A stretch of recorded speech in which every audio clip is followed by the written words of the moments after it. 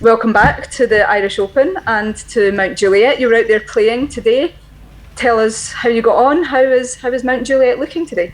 It's looking fabulous. Wonderful weather, great golf course. Yeah, it's great. I've never played here before. I've been here to watch when the World Golf Championships were here in 2002 and 2004. We came down to watch, but a little different playing it. And yeah, obviously vantage point's a little different as well. But yeah, it's in great shape. I played the back nine today. I'll play all 18 tomorrow in the Pro-Am. Landed this morning at 5:15 into Dublin, so it's been a long day. I'm pretty tired, but determined to stay up and watch England and Germany here in a little bit, and we'll go from there. Absolutely, sounds good. So we will hand over to Neil. I think there's a few questions on the floor there, and then we'll come to the stream. Questions? Rory, just wondering about your memories of those tournaments in 2002 and 2004. I mean, the champions here have been all, I think, bar Sam Turns, maybe all major winners. Recording in progress. Is that something that you feel that this is a course that maybe suits players of that caliber, that you should be up there this week because of that? Yeah, I hope so. I hope to continue that trend, that's for sure. Yeah, I remember quite a bit. I mean, I said to Harry on the last time I was on the 18th green here was during the prize ceremony when Tiger won, and I remember I somehow sneaked my way like under the rope onto the back of the green, and I was standing right behind him, and his glove was still in his back pocket, and like I could have reached and got it and ran. It would have been a good story to tell him, but I obviously didn't. And but it was the first time I ever watched Tiger play live. I remember the first shot I ever saw him hit was a drive off the fifth hole, par 5, and he hit a 2-iron into the green. And it was really cool. You know, I idolized him growing up, and to actually see the man in the flesh was pretty exciting. And then in 2004, I'd sort of made a name for myself in the amateur scene at that point, and I'd gotten to know Chubby and Darren and stuff, so I was a little more in the sort of, I remember, being in the clubhouse and stuff and meeting Ernie after he won, and so had a little more access then because of that. But yeah, really good memories coming down here watching. It's amazing that it's been 17 years and the tournament hasn't been back since, so glad to be back, and certainly a lot's changed in the last 17 years since the last time I was here. Rory, just one for me. You're working on a few things with Pete Cowan. You had progress, you've won at Quail Hollow, a couple of majors have come and gone. For the second half of the season, what would be a good second 4 or 5 months? You've got the Open coming up, you've got this week, of course, you have the Olympics and the Ryder Cup. So what would be a good end of season review if we were looking at it in 4 months' time? Yeah, I mean, I think getting myself into contention in another major, so getting myself into contention at the Open would be great. I think having a chance to win both the FedEx Cup and the Race to Dubai, I think they're two pretty good goals of mine that I'd like to try to achieve. And yeah, like have a great Ryder Cup. Obviously, that's very important. There's a lot of golf to play up until that point, but I'd say they're the main goals. Is give myself a chance at the Open, give myself a chance in both FedEx Cup and Race to Dubai, and try to have a really good Ryder Cup. Okay, we all good, guys? Okay, Claire, we're all good here. If we can go back to the stream, please. Okay, so the first person in the queue in the stream is Phil Casey. Phil, if you'd like to unmute yourself. Thanks, Claire. Hi, Rory. Thanks for your time, as always. No worries. You mentioned getting in to Dublin at 5:15 this morning. Can you just outline sort of how difficult or otherwise your travel plans have been, if you've had to jump through any COVID-related hoops to get there this week? Not particularly. I just, I took a PCR test within 48 hours of flying. I dropped the girls up in New York with Erica's parents, and then I flew on from there. So yeah, it actually hasn't been too bad at all. I didn't, because I took a COVID test 48 hours prior to within 48 hours of flying. I didn't need to take one after I landed in Ireland or so. Just came straight into the bubble, and and it's been pretty straightforward. It's been quite nice. And just a quick follow-up on a similar note, what do you make of the restrictions coming up for the Open at Sandwich? Obviously, some players are not going to be happy. They're probably used to some things slightly easier on the PGA Tour. Has it had any impact on your plans? Yeah, I mean, everything's had an impact. Up until last week, my family were going to travel with me, and we were going to be here for 3 weeks. I mean, my original plan was to play here, take a week off that week in between, which is now the Scottish Open, and then play the Open.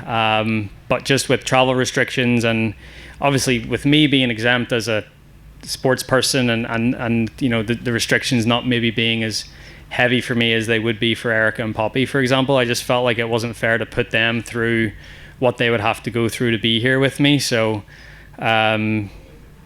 plans changed very quickly, and we made the decision that I'd travel on my own, and because I wasn't going to go back to the States for 1 week in between the Irish and the Open.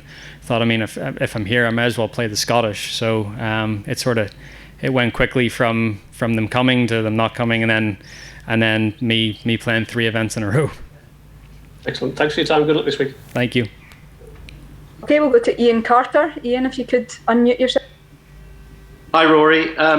Just a couple of things. One, it's been a while, hasn't it, since you've been this side of the pond? So I just wonder how that feels, and also just in a wider golfing context, that was a really encouraging performance at the US Open.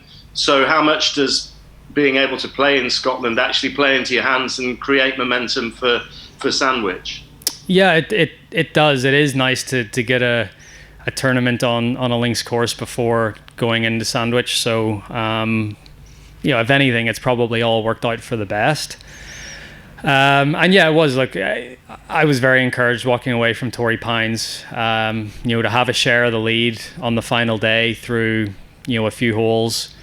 I give myself a good chance. I looking back, the one thing that I kicked myself about, it wasn't like the double on 12 is, you're going to get some bad breaks, and I got a bad break, but it was the 3-putt on 11 that stopped the momentum.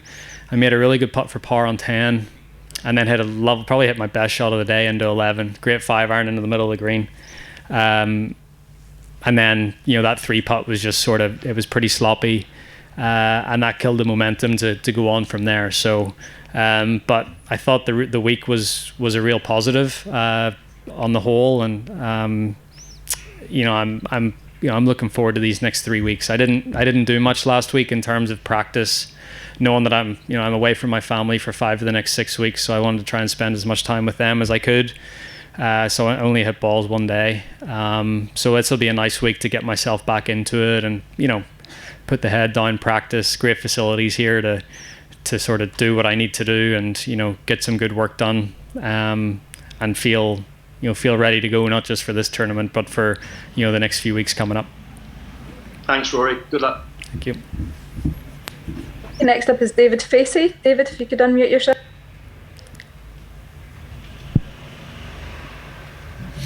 Yeah. Hi, Rory. Hi, David. Rory, you were saying at Torrey that you felt that instead of hoping to play well, you actually expected to play well. I just wonder what made the difference, and is that a feeling that's been reinforced by the work you've managed to do going into these next 3 events? Yeah, it is. It's again, look, it's I've said it sort of most of the year. It's just me having a better understanding of my golf swing, and having something that's just a touch more reliable under pressure, and that's just been with the work that I've done, having a little more control of the club face, a bit more club face stability through impact. So just, I went out at Torrey on Sunday, at least with a plan, knowing what I needed to do to play well and have a chance to win the tournament. Where maybe previously over the last couple of years, it's been more of a wishful, hopeful sort of thing, where felt like I was a little more, I knew what I needed to do, and it was just a much more comfortable feeling. Yeah, you made the point as well, Rory, that it had been a while since you felt you were really involved in the mix in a major on the final day. Did you feel perhaps surprisingly comfortable when you did put yourself back in there? I did. I felt pretty comfortable. Tee to green, I played great those first few holes. I missed a couple of chances.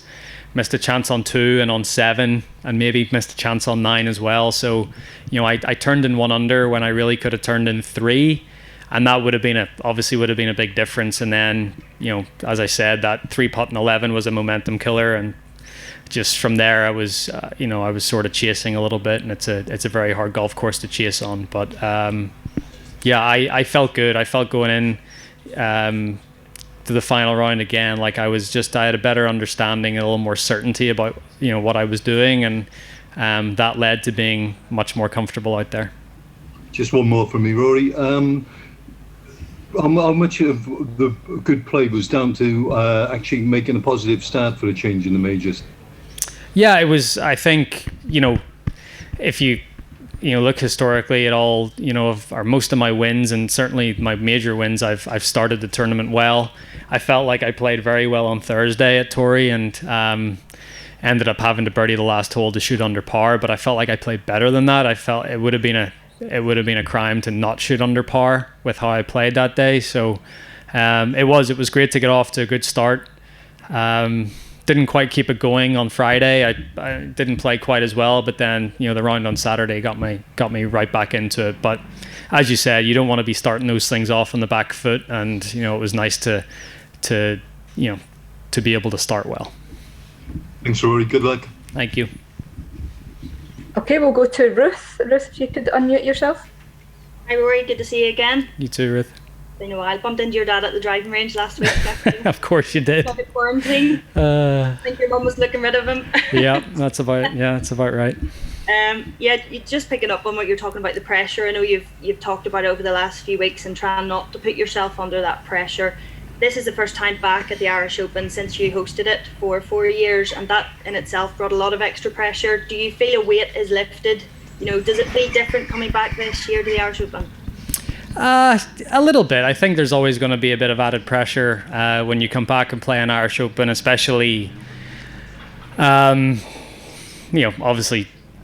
being from here, but also being the favourite for the tournament and all that sort of stuff. So there's always those sort of pressures, but I feel like as long as I just, I stick to my game plan and my own expectations and try to get the most out of myself, then that's all I can do. But I'm looking forward to this week. I feel like it's the Irish Open that I won at the K Club is it's a pretty similar setup to what it is here. Might be a little firmer this week because of the weather, but a decent parkland courses.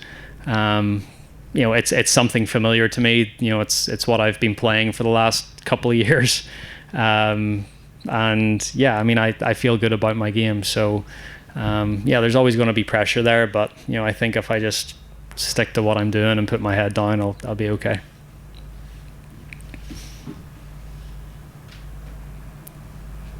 The Open, when you felt you got that deeper connection with the fans, so you'll be.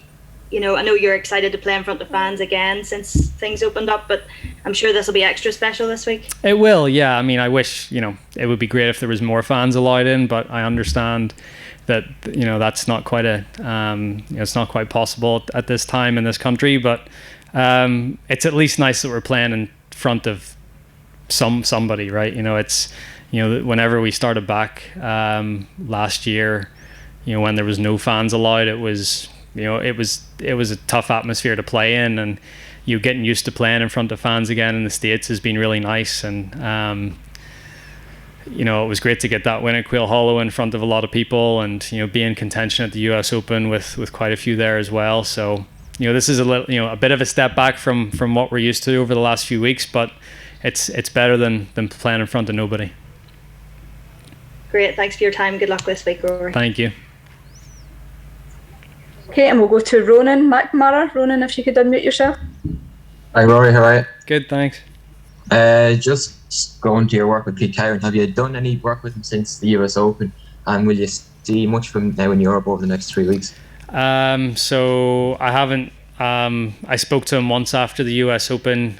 He headed back home, and honestly, I hit balls once last week. I hit balls for about 2 hours on Friday, and that's the only time I touched my clubs last week. So did a little bit of work, enough to sort of keep me from feeling too guilty.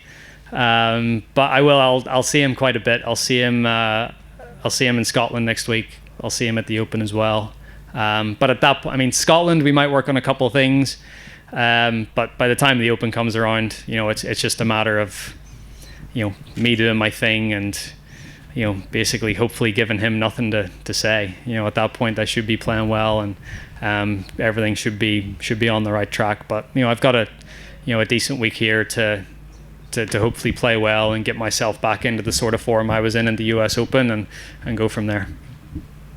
Just a final question. With all due respect to the field, it's probably not as high quality a field as we've had in previous Irish Opens. Do you think that could be because it isn't on a links course and it's an awkward stage before the Open and the Scottish Open? Yeah, it's tough. It's, I think it's tough to go into the Open having it be your third week in a row. I think a lot of guys feel that, and you're not going to get many of the international guys coming over to play.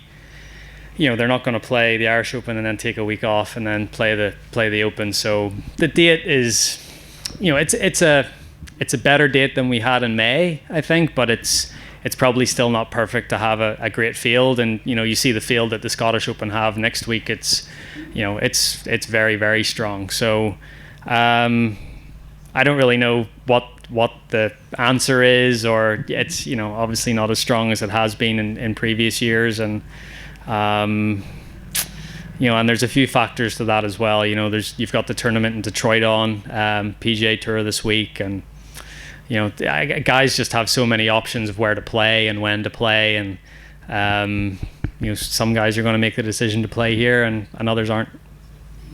Cheers, Roy. All the best this week. Thanks. Thank you, Ronan. And I think that's just about all we've got time for there. I think, Phil, you wanted to ask another question, but we're out of time, so Rory, we'll let you go. No worries. Are Germany up yet or not? They kind of scored yet? You can let us know, and we'll see you later in the week, no doubt. Perfect. Thanks. Thank you.